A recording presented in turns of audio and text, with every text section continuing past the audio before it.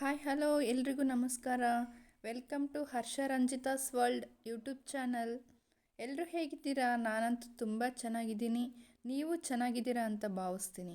ಇದು ಯೂಟ್ಯೂಬಲ್ಲಿ ನನ್ನ ಮೊದಲನೇ ವಿಡಿಯೋ ಆಗಿರುತ್ತೆ.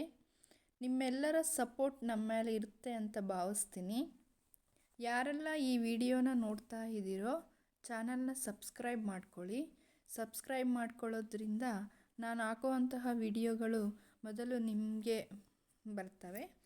ಹಾಗೆ ಯೂಟ್ಯೂಬ್ ಚಾನಲ್ ಸ್ಟಾರ್ಟ್ ಮಾಡಬೇಕು ಅಂತ ತುಂಬ ದಿನದಿಂದ ಇಂಟ್ರೆಸ್ಟ್ ಇತ್ತು.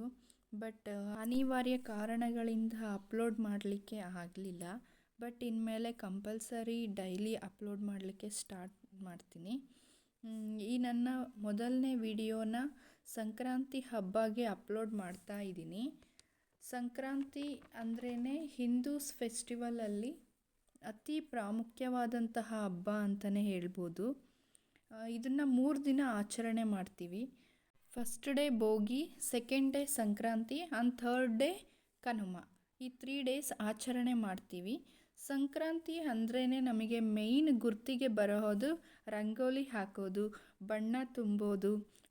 ಹೊಸ ರಂಗೋಲಿ ಹಾಕಬೇಕು ಅಂತ ಮುಂದೆ ಪ್ರಿಪೇರ್ ಆಗಿರೋರು ಎಷ್ಟೋ ಜನ ಇರ್ತಾರೆ, ಎಸ್ಪೆಷಲಿ ಲೇಡೀಸ್.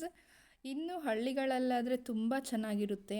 ರಂಗೋಲಿ ಪೋಟಿ ಇಡೋದಂತೆ, ಚಿಕ್ಕ ಮಕ್ಕಳಾದರೆ ಎಳ್ಳು ಬೆಲ್ಲ ಹೋಗಿ ಹಂಚಿ ಬರೋದು, ಪ್ರತಿಯೊಂದು ತುಂಬ ಚೆನ್ನಾಗಿರುತ್ತೆ. ಟೌನ್ಗಳಿಗಿಂತ ಹಳ್ಳಿಗಳಲ್ಲಿ ತುಂಬ ಚೆನ್ನಾಗಿ ಆಚರಣೆ ಮಾಡ್ತಾರೆ.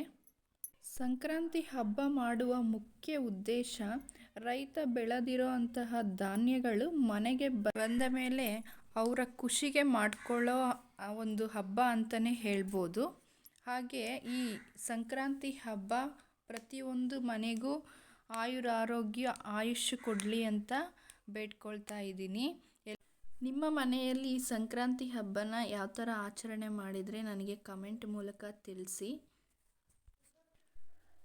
ಶ್ರೀ ಹೆಂಜೇರು ಸಿದ್ದೇಶ್ವರ ಸ್ವಾಮಿ ಆಶೀರ್ವಾದದಿಂದ ಹಾಗೆ ಶ್ರೀ ಆಂಜನೇಯ ಸ್ವಾಮಿ ಆಶೀರ್ವಾದದಿಂದ ನಿಮ್ಮ ಸಪೋರ್ಟ್ ನಮ್ಮ ಮೇಲೆ ಇರುತ್ತೆ ಅಂತ ಭಾವಿಸ್ತಾ ವಿಡಿಯೋನ ಇಲ್ಲಿಗೆ ಎಂಡ್ ಮಾಡ್ತಾ ಇದ್ದೀನಿ.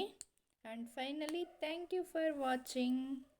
Keep supporting me by subscribing my channel Harsha Ranjitha's world YouTube channel.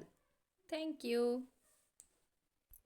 I hope ನಿಮ್ಮೆಲ್ಲರ ಸಪೋರ್ಟ್ ಹೀಗೆ ಇರುತ್ತೆ ಅಂತ ಭಾವಿಸ್ತೀನಿ.